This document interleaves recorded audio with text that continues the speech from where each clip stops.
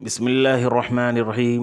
قرأت سبا کے تیسرے امام ابو عمرو بصری ہیں، ان کے اصول سماعت کریں۔ یاد رہے، جب امام کے اصول بتائے جائیں تو وہی اصول ان کے دونوں راوی کے لیے ہوں گے، اور اگر دونوں راوی کی روایت میں اختلاف ہوگا تو ان دونوں کے اصول الگ الگ بتائے جائیں گے۔ اور یہ بھی یاد کر لیجئے کہ جب ایک راوی کا اصول بتایا جائے گا تو سمجھ جائیں کہ دوسرے راوی کا اصول اس کے برعکس ہوگا۔ یہی بات تمام قرائے کرام و روات کے سلسلے میں آپ سمجھ لیں، یاد رکھیں۔ ابو عمرو بصری کا اصول نمبر 1، بین الصورتین دو وجہیں ہیں، سقطہ، نمبر 2 وصل۔ ضمناً یہ بات بھی ذہن نشین کر لیں کہ سورہ قیامہ، سورہ بلد، سورہ تطفیف اور سورہ ہمزہ یعنی ویل لکل ہمزہ، ان چاروں صورتوں میں سقطہ اولا ہے اور سقطہ سے بہتر بسملہ ہے۔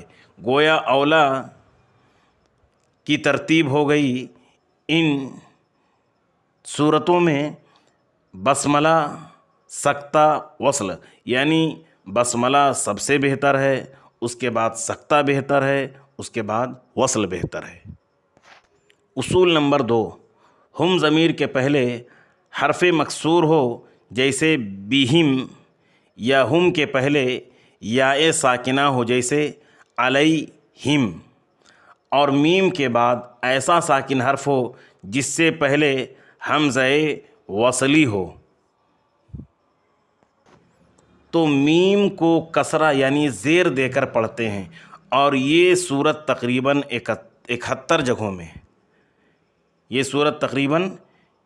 جگہوں میں آئی ہے۔ اور اگر میم پر وقف کر دیا جائے تو میم کو ساکن ہی رہنے دیں گے۔ اصول نمبر 3، 4 طرح کی کلمات میں امالہ کرتے ہیں۔ نمبر 1، ان الفات میں جن کے بعد راء مکسورہ ہو جیسے ابصارہم۔ نمبر 2، ان الفات میں جو 2 راء کے درمیان ہو اور دوسری راء مکسور ہو جیسے ابرار۔ نمبر 3، کلمہ ذوات الراء میں جیسے بشریٰ۔ نمبر 4، کافرین نکرہ میں اور الکافرین معرفہ میں۔ یہ 4 طرح کی کلمات ہیں جن میں ابو عمرو بصری